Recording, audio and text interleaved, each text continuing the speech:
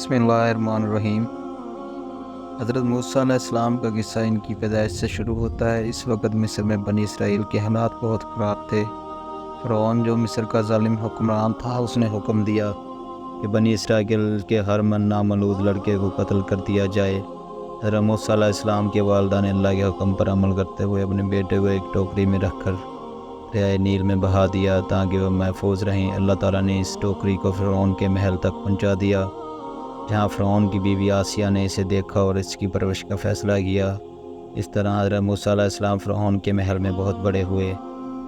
جب حضرت موسیٰ علیہ السلام جوان ہوئے تو انہوں نے ایک دن دیکھا کہ ایک مصری ایک اسرائیل کو مار رہا ہے۔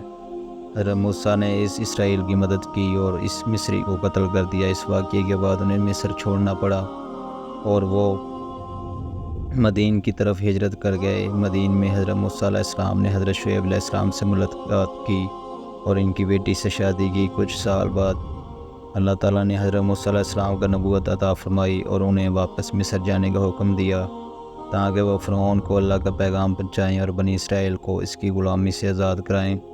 حضرت موسیٰ علیہ السلام اپنے بھائی حضرت ہارون علیہ السلام کے ساتھ فرعون کے دربار میں گئے اور اللہ کا پیغام پہنچایا، مگر فرعون نے ان کی بات نہیں مانی اور مختلف معجزات کے باوجود انکار کرتا رہا۔ اللہ تعالیٰ نے فرعون اور اس کی قوم پر مختلف عذاب نازل کیے، مگر وہ ہٹ دھرمی پر قائم رہے۔ آخرکار اللہ تعالیٰ نے حضرت موسیٰ علیہ السلام کو حکم دیا کہ وہ بنی اسرائیل کو لے کر مصر سے نکل جائے۔ اللہ کے حکم سے دریائے نیل کا پانی دو حصوں میں تقسیم ہو گیا اور حضرت موسیٰ علیہ السلام اور ان کی قوم نے اس میں سے گزر کر نجات پائی۔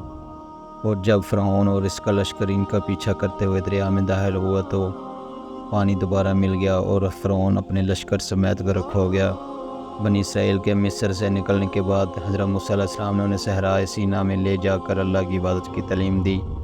اللہ تعالیٰ نے ان کو کوہ طور پر بلایا اور وہاں تورات نازل کی۔ حضرت موسیٰ علیہ السلام نے اپنی قوم کو توحید کی تعلیم دی، انہیں اللہ کے احکامات کی پیروی کرنے کی تلقین کی۔ حضرت موسیٰ علیہ السلام کی زندگی کے واقعات ہمیں اللہ کی عظمت، صبر اور ایمان کی اہمیت کا درس دیتے ہیں۔ ان کی سیرت میں ہمیں یہ سبق ملتا ہے کہ مشکلات اور آزمائشوں کا سامنا کرتے ہوئے بھی اللہ پر یقین اور بھروسہ رکھنا چاہیے۔